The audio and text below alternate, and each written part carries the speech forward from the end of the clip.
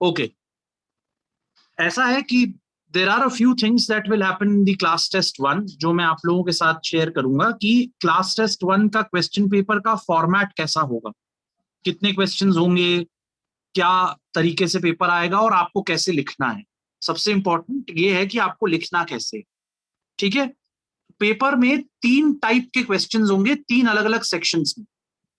ठीक है, 3 टाइप के क्वेश्चंस होंगे। जो पहला टाइप है वो है वेरी शॉर्ट आंसर या ऑब्जेक्टिव टाइप क्वेश्चन होगा उसमें, जो 1 मार्क का होगा। ठीक है, एक सेक्शन होगा जिसमें केवल 1 मार्कर्स होंगे। ठीक, उस सेक्शन में ऑब्जेक्टिव टाइप क्वेश्चन है तो आपको यस नो ट्रू फॉल्स या ऑप्शनल आंसर्स लिखने हैं तो वो आप लिखेंगे। दूसरा, जो वेरी शॉर्ट आंसर कोई क्वेश्चन पूछते हैं, मान लो किसी का मीनिंग पूछा या कोई चीज ऐसी पूछी, what is book keeping for example, तो 1 या 2 लाइन में आप आंसर देंगे, एग्जाम्पल देने की भी जरूरत नहीं। ठीक है, तो 1 marker is either an objective type question और a very short answer type question. 1 line में उसका आंसर देना है या फिर उसका ऑब्जेक्टिव टाइप आंसर लिखना है, तो ट्रू फॉल्स यस नो या जो भी उसका फिल इन द ब्लैंक्स है, तो जो उसका ऑप्शन है वो वहां पर आपको फिलअप करना है।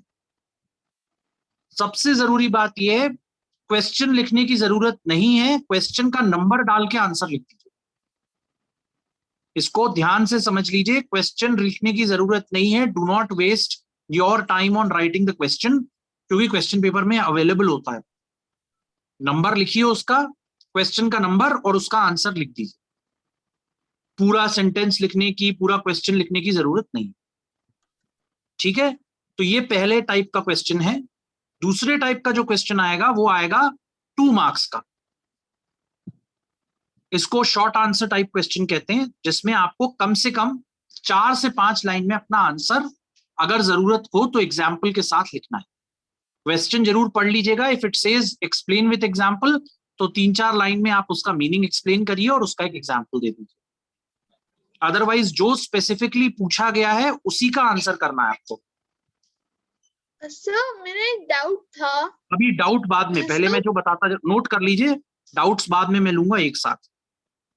ठीक है, ओके इतना सर। कॉम्प्लिकेटेड नहीं है ये, इसको इतना हाई लेवल पर लीजिए, इसको कॉम्प्लिकेट मत कीजिए। सर वेरी चॉइस शॉर्ट, आएगी? मैं सब बताऊंगा 1 बाय 1। ठीक है, तो ये आएगा सेकंड सेक्शन। थर्ड सेक्शन आएगा लॉन्ग आंसर टाइप क्वेश्चन, जिसमें 4 मार्क्स का क्वेश्चन होगा।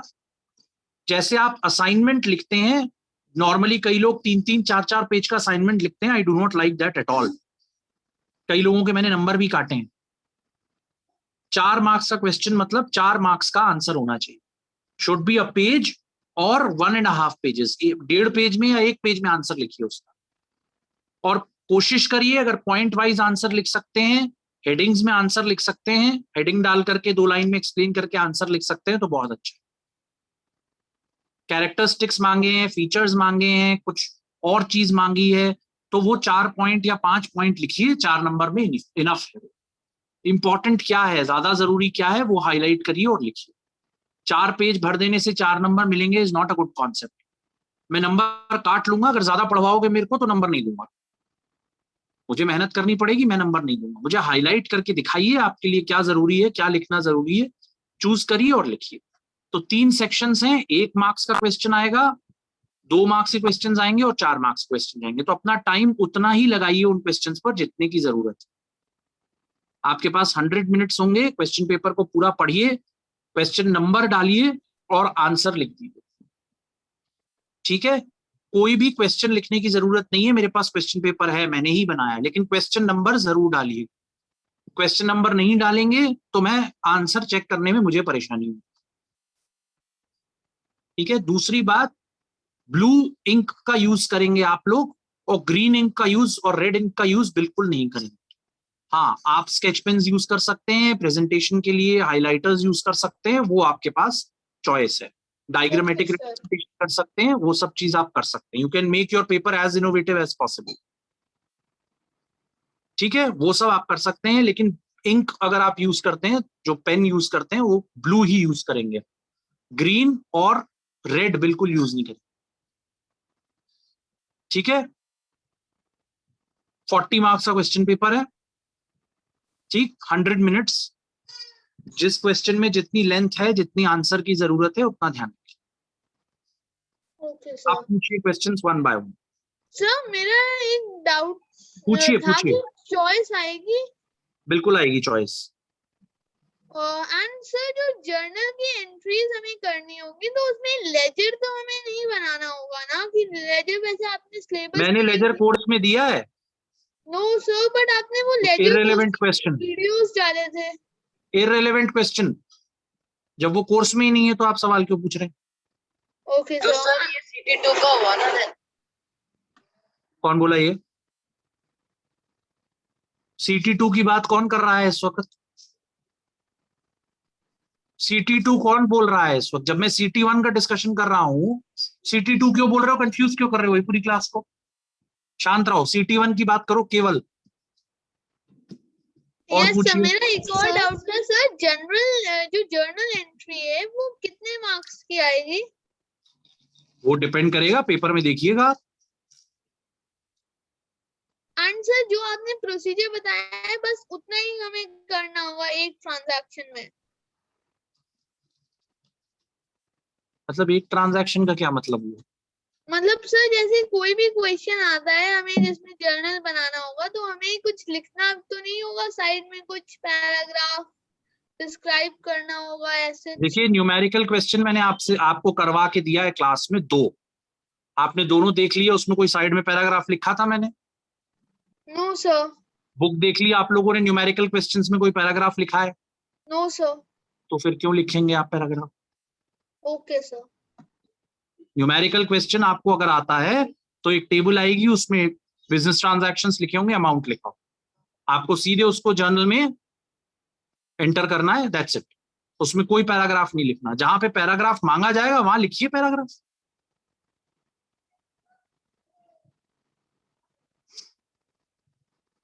और पूछिए प्लीज। सर हाँ सर बोलिए। अभी तक आपने 14 लेक्चर्स अपलोड कर दिए हैं, तो सर वो सारे 14 लेक्चर्स का कॉन्सेप्ट PT1 में आ रहा है?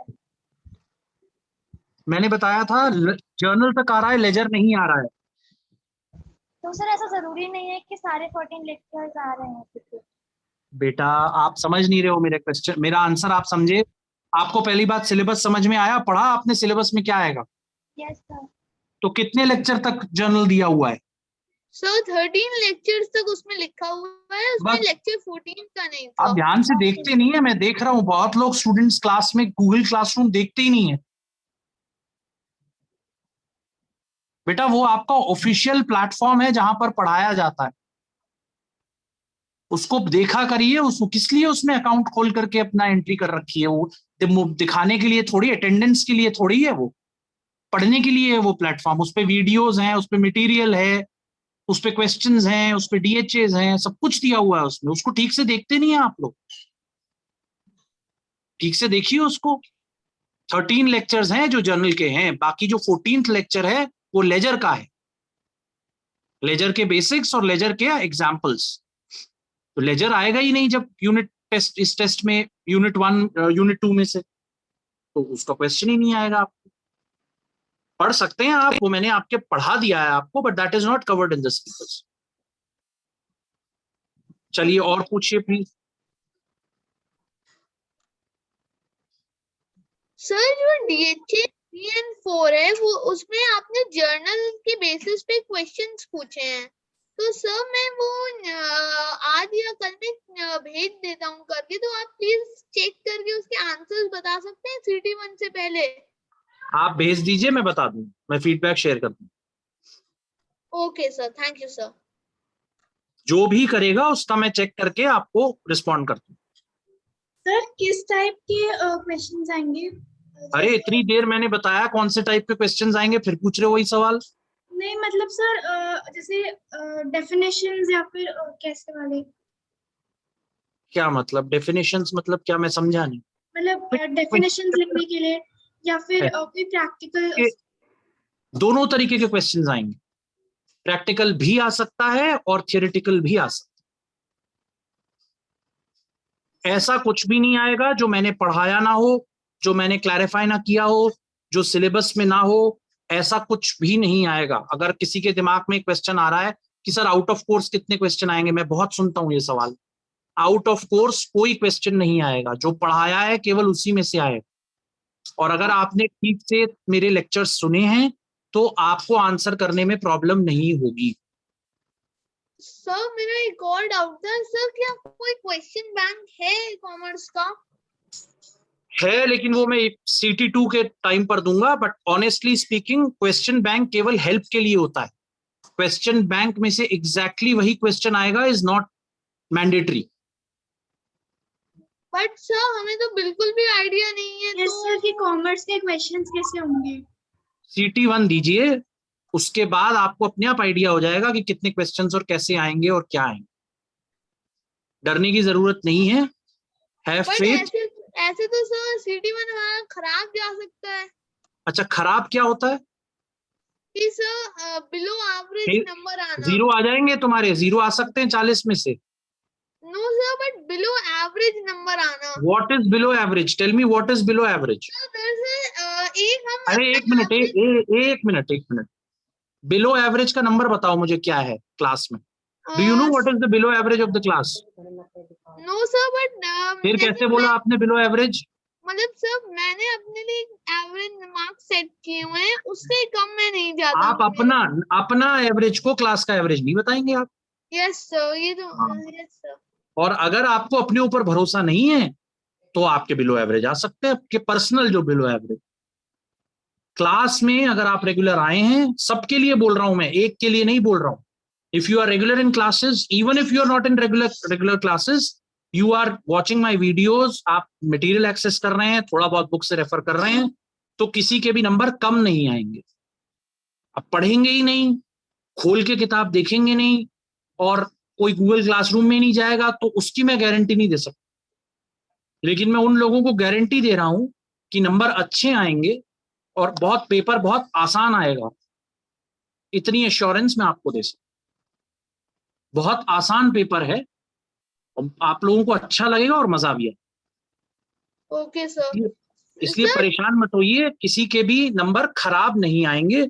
लेकिन अगर पढ़ेंगे ही नहीं और सोच रहे हैं कि एग्जाम से 2 दिन पहले किताब पढ़ करके वहां पहुंच जाएंगे और पेपर दे देंगे, वो फंस जाएंगे। वो फंस जाएंगे पेपर में 100%, जिन्होंने पूरे सेट 1 और सेट 2 ठीक से पढ़ाई नहीं की, ठीक से लेक्चर्स नहीं देखे, और सोच रहे हैं कि 2 दिन पहले कॉमर्स पढ़ के पेपर दे देंगे। इट्स अ न्यू सब्जेक्ट, मुश्किल तो बिल्कुल भी नहीं है ये सब्जेक्ट, लेकिन अब नया सब्जेक्ट है तो परेशानी आपको होनी लाजमी है। तो अगर पढ़ रहे हैं लगातार तो कोई परेशानी नहीं होगी। बहुत आसान पेपर, कल आपको जब भी पेपर आपको मिलेगा, आपको बहुत अच्छा लगेगा। You will enjoy the paper, आपको आंसर करने में भी अच्छा लगेगा। सर जो एग्जाम की शीट होती है वो हमारी कॉपी के पेपर की शीट से थोड़ी बड़ी सी होती है ज्यादा। एंड हाँ। सर लॉन्ग आंसर क्वेश्चन में तो उसके हिसाब से कितनी लाइंस और पेजेस एक पेज, मैंने बता दिया, एक पेज या मैक्सिमम 1.5, मैक्सिमम। Okay sir. उससे ज्यादा की जरूरत नहीं है। फ्लैश करिए what is important in the subject. Okay sir. सब कुछ कहानी लिखने की जरूरत नहीं है पेपर के अंदर। किताब के अंदर लिखा है, मान लीजिए एग्जाम्पल एफिशिएंसी, उसमें एक पूरा पैराग्राफ लिखा है, तो वो पैराग्राफ याद करके वहां उतारने की जरूरत नहीं है। एफिशिएंसी लिखिए और अपने वर्ड्स में आंसर लिख दीजिए, और आपको पूरे नंबर मिलेंगे आपके वर्ड्स में आंसर लिखने का। ये बहुत सारे लोग करते हैं क्लास में कि किताब से हम लिख देंगे तो 5 में से 5 आ जाएंगे। मैं कई बार नंबर नहीं देता हूं 5 में से 5, because most of you do not write your own answers. Some of you do, but sometimes. तो कोशिश करिए अपने वर्ड्स में आंसर, आज से आप लिख पाएंगे तो आगे चल करके आप चीजों को समझ पाएंगे, एक्सटेम्पोर बोल पाने की हिम्मत रखेंगे। ठीक है, याद करके पेपर में उतार देंगे फिर क्या फायदा। उसको समझिए, कॉन्सेप्ट को समझिए और लिखिए। जो समझ के कॉन्सेप्ट लिखेगा उसको पूरे नंबर दूंगा मैं उनके नंबर नहीं काटता हूं बिल्कुल। केवल नंबर तब काटता हूं मैं जब या तो गलत लिखते हैं, या बिल्कुल किताब का लिख दिया, या बिल्कुल कुछ समझ ही नहीं आ रहा, इररिलेवेंट लिख दिया, तब नंबर कटता। अननेसेसरी लिख दिया। सर बोलिए। अगर एक क्वेश्चन में सारी बातें नहीं लिख पाए तो मतलब 1-2 चीजें छूट गई तो आप मार्क्स काटोगे? बेटा एक बात मुझे आप बताइए, 1 नंबर और 2 नंबर के क्वेश्चन में कितना लिखोगे सबसे पहले? Sir 4 marks. देखिए 24 मार्क्स का क्वेश्चन पेपर जो है वो 1 और 2 मार्क्स का होगा, 1 या 2 नंबर की क्वेश्चन होंगे। जो रिमेनिंग 16 मार्क्स हैं, 24 प्लस 16, वो 16 मार्क्स का क्वेश्चन जो है उसमें 4 क्वेश्चन आएंगे, 4 into 4, ठीक है, 4 क्वेश्चन, 4 मार्क्स ईच। तो उसमें 4 नंबर में कितना लिखेंगे आप बताइए? 5 पॉइंट, 6 पॉइंट मैक्सिमम, उससे ज्यादा क्या लिखेंगे? उससे ज्यादा क्यों इंफॉर्मेशन देना चाहेंगे? और मैं कितना पढ़ूंगा ये भी तो सोचिए। ज्यादा लिख देना is not a proof of your knowledge, सही लिख देना is the proof of your knowledge. आप समझ रहे हैं what is the difference between these two? 15 point लिख देना कोई आर्टिस्टिक बात नहीं है, उन 15 पॉइंट्स को 5 में कन्वर्ट करके अपनी लैंग्वेज में लिखना is what is intelligence, is what is wisdom, I would say. Intelligence तो रट्टू तोता बोलते हैं ना कि वो याद करके सब लिख देता है पेपर, वो तो क्या फायदा फिर उसका? वो तो उससे बाहर का कोई एक वर्ड भी बोलेगा तो उसे समझ में ही नहीं आएगा। इसलिए एब्जॉर्ब करिए 15 पॉइंट्स को, समझिए क्या ज्यादा इंपॉर्टेंट है और उनको लिखिए पेपर। हर चीज आप याद नहीं रख सकते, ये बात मैं जानता हूं, सो डू नॉट वरी, ठीक है ना? कोई आप लोग हीरोइक सुपरमैन वगैरह थोड़ी हो कि वो स्पाइडरमैन की तरह वो आप हवा में उड़ोगे। डू नॉट वरी, मैं ऐसा कोई हीरोइक्स एक्सपेक्ट नहीं कर रहा हूं आपसे। आप बहुत बेसिक भी अगर आप लिखते हो अच्छे एग्जाम्पल के साथ लॉन्ग आंसर टाइप क्वेश्चन में, you will get marks, do not worry about it. Paper बहुत आसान है, ज्यादातर क्वेश्चंस वो हैं जो असाइनमेंट्स में पूछे गए हैं, डीएचएस में पूछे गए हैं। कुछ भी पेपर ऐसा नहीं बनाया है जो आपसे डिस्कस ना हुआ हो, क्लास में पढ़ा ना हो, मटेरियल में ना हो, ऐसा कुछ भी नहीं क्वेश्चन पेपर में। सब कुछ डिस्कस हुआ है 1 to 1, और ऐसी चीजें हैं बिल्कुल बेसिक जो हमने डेली क्वेश्चंस में भी डिस्कस की हैं। आपने खूब क्वेरीज पूछी हैं, उसमें उसके भी आंसर्स मैंने उठा करके क्वेश्चन में कन्वर्ट करके पेपर में डाले। इसीलिए मैं कह रहा हूं अगर आप लोग क्लासेस में आते हैं, थोड़ा बहुत पढ़ते हैं, कोई मेहनत करते हैं, डीएचएस लिखते हैं, तो आपको परेशानी नहीं होगी पेपर देने में, बिल्कुल भी परेशानी नहीं। Okay. So, there is a DHA 2 and 3 of Commerce Set 2. Sir, मैंने उसे एक दिन लेट सेंड किया था सर, बट वो अभी तक चेक नहीं हुआ है। वो दरअसल सर बिजनेस ट्रांजैक्शंस का था, तो सर हो जाएगा check, okay sir. Actually check हो गए हैं, बस मुझे मार्क्स फाइनल करके उसको इश्यू करना है, कर दूंगा।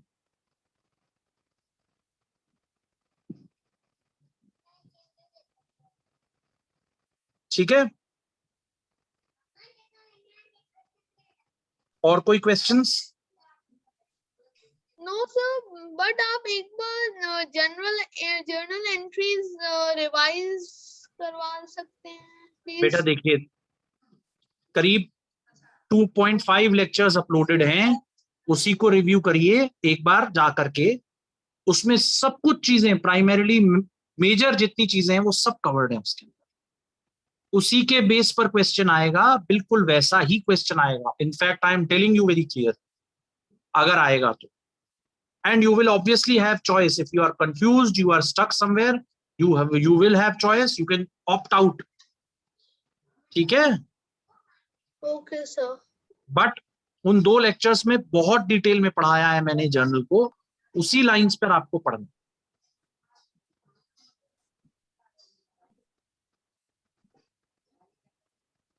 ठीक है जी? Okay sir. ओके, ठीक है, फिर we are closing the class. If there are no more questions, assignments जिनने भी कर दिए हैं उनके चेक हो गए हैं, कुछ के रह गए हैं, वो भी मैं चेक करके आज और कल में सबको रिटर्न। ठीक है? Okay sir. ओके, चलिए, thank you. Thank you sir. Thank you, thank sir. You, thank you. Thank you sir.